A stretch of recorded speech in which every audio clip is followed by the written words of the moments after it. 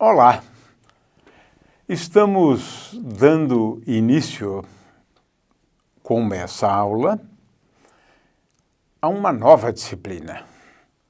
Trata-se da disciplina de termodinâmica.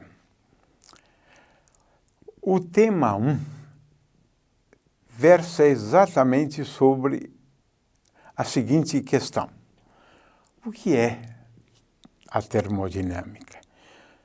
É uma área da ciência, da física. E para a gente entender o que é a termodinâmica, a gente começa com essa figura aqui. Eu acho que ela é bastante ilustrativa, não? Ela lembra, claro, fogo, não?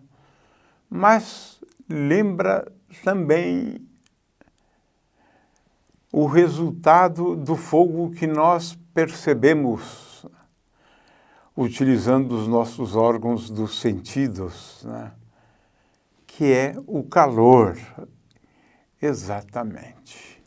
A termodinâmica é a ciência, o ramo da ciência que estuda essencialmente o calor, né?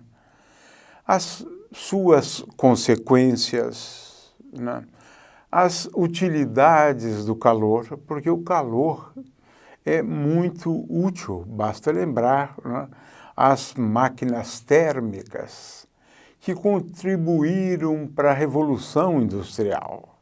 E até hoje elas são muito utilizadas, né? Estudamos as leis da termodinâmica. São leis simples, na medida que nós estamos falando de apenas duas leis, referidas apenas como a primeira lei da termodinâmica e a segunda lei da termodinâmica.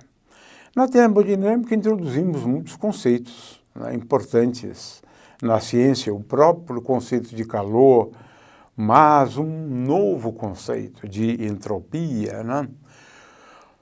Ora, a termodinâmica também se preocupa em entender os processos físicos que envolvem a troca ou não, né? Por exemplo, os processos adiabáticos são estudados e neles não ocorre a troca do calor, mas também onde ocorre a transferência do calor. De forma que esse é o objetivo da termodinâmica: estudar o calor, né, as suas aplicações, as suas consequências, as leis da termodinâmica e estudar os processos físicos, né? Ora, a gente deve, na verdade, numa das aulas, ela será inteiramente dedicada a isso, né? O que é o calor, mas de qualquer maneira, nós temos aqui uma figura que ilustra bem, né, o uso do calor. Nós vamos nos dedicar a isso. De qualquer maneira, podemos já antecipar, né? Por que não? Calor é apenas uma das formas de energia, né? Nós falamos em energia cinética, energia potencial, né? Energia intrínseca. E agora temos uma quarta forma de energia que está sob a forma de radiação.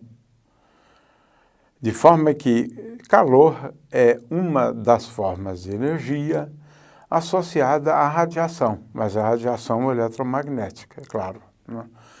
De forma que calor, né, é apenas uma das formas de energia, né? Agora, a termodinâmica, ela se preocupa, a rigor, em descrever sistemas físicos denominados macroscópicos ou sistemas termodinâmicos. O que é um sistema macroscópico? Ou um sistema termodinâmico que é objeto de estudo da termodinâmica. São sistemas nos quais o número de constituintes do sistema, esse número de constituintes do sistema, um número N de constituintes, né? Pode ser, por exemplo, moléculas de água, né? Um número grande de moléculas de água, mas muito grande, não bilhões, bilhões de bilhões, né? O fato é que se o número de constituintes for muito grande, o que seria o constituinte? Seriam átomos, por exemplo, no caso de um metal, o cobre, por exemplo, ou o número de moléculas da água, né? Em se tratando de um líquido conhecido como água, né? O fato é que os sistemas termodinâmicos ou sistemas macroscópicos são sistemas constituídos de número muito grande de constituintes, né? E nós procuramos descrever estes sistemas. A termodinâmica se preocupa com o estudo desses sistemas. O que seriam os sistemas? São átomos. A gente tem que aqui lembrar a teoria atômica da matéria, né? Átomos são aglomerados de elétrons orbitando em torno de um núcleo, né? Os átomos diferem pelo número atômico, Z, né, e pelo número de massa. O número de massa é igual ao número de prótons mais nêutrons no núcleo. De forma que, quando nós falamos de sistemas termodinâmicos, nós estamos falando de um número muito grande de átomos, ou um número muito grande de moléculas, ou um número muito grande de átomos e moléculas, né? Muito bem. Então, é essa situação que nos interessa, né, no estudo da termodinâmica. Quando o número de moléculas de água for muito grande mesmo. Estamos falando, então, de um sistema macroscópico, ou um gás contido numa determinada região do espaço. São exemplos, né? De forma que temos interesse em estudar o comportamento de sistemas quando o número de constituintes é muito grande, é um sistema termodinâmico, né? Aqui eu tenho uma foto, né, de 1 mol de água. Ela aqui está tingida, mas não importa, o que temos aqui é 1 mol de água. Veja, aqui temos um sistema termodinâmico, porque temos aproximadamente 6,23 vezes 10 a 23 moléculas de água. Esse número é espantoso, é muito grande. Logo, estamos falando aqui de um sistema termodinâmico, que interessa a termodinâmica. Estudar transição de fase desse sistema, por exemplo, né? Aqui nós estamos falando de 18 gramas de água, né? Vamos depois abordar essa questão. Esse é um sistema termodinâmico, né? Porque o número de moléculas é incrivelmente grande, né? Um sistema, ele pode ser pensado como sendo constituído de subsistemas. Essa é uma outra palavra importante aqui, né, em relação a sistemas termodinâmicos. Um sistema termodinâmico pode ser pensado em subsistemas.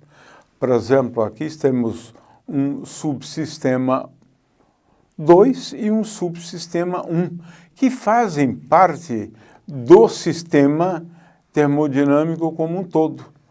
Então, podemos pensar em subsistemas como sendo partes de um sistema termodinâmico. Aqui eu tenho uma parte e aqui eu tenho uma segunda parte do sistema termodinâmico. Se eu tenho N subsistemas, a energia do sistema termodinâmico é igual à soma das energias. O número de constituintes é igual à soma do número de constituintes de cada um dos subsistemas. E o volume ocupado pelo sistema é a soma dos volumes dos subsistemas. Um sistema, em geral, ele tem um contorno, uma superfície que delimita o sistema, né? Aqui, então, nós ilustramos o conceito de contorno, né, de um subsistema. Por exemplo, quando temos uma vela acesa, poderíamos pensar essa região aqui, né, como sendo o contorno, a região que delimita aquilo que interessa no nosso estudo do sistema, né? O sistema, qualquer que seja ele, né, o sistema termodinâmico, ele pode estar isolado ou ele pode interagir com outros sistemas. Então, é sempre fundamental o entendimento, né? Um sistema isolado, né? Ele está completamente isolado, né? É isso que está escrito aqui em inglês, né? Um sistema isolado, ele não interage com os vizinhos, com aquilo que o cerca, ou com outros sistemas termodinâmicos, né? Essa é a definição, né? Porque a gente vai empregar muito essas palavras, né? E um sistema, por outro lado, ele, então, pode ser isolado, ele não interage, mas a gente também costuma classificar sistemas em interação em dois tipos de interação, né? Então, vamos lá. Nós dizemos que um sistema é aberto quando esse sistema termodinâmico, que está aqui em azul, ele interage de tal maneira a haver trocas de matéria, né? É como indica aqui, quando houver trocas de matéria, né? E também trocas de energia, né? Trocas de energia.